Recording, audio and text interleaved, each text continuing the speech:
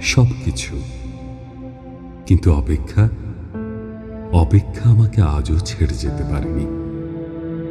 আমি ভালোবাসার জন্য সব কিছু ছেড়েছি, শুধু অপেক্ষা ছাড়া।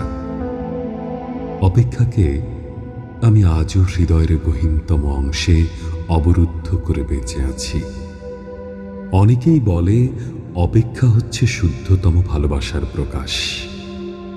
ভালোবাসতে সবাই পারে, কিন্তু সবাই প্রিয়তমার জন্য অপেক্ষা করতে পারে না। আসলেই কি তাই? জানি না তো, হবে হয়তো। তবে অপেক্ষার কাছে আমি অনেক ঋণী। প্রিয়তমার জন্য অপেক্ষা আমাকে পাখির মতো সহজ হতে শিখিয়েছে, শিশুর মতো অনাবিল হতে শিখিয়েছে, আকাশের মতো বিশাল হতে শিখিয়েছে, ফুলের মতো স্নিগ্ধ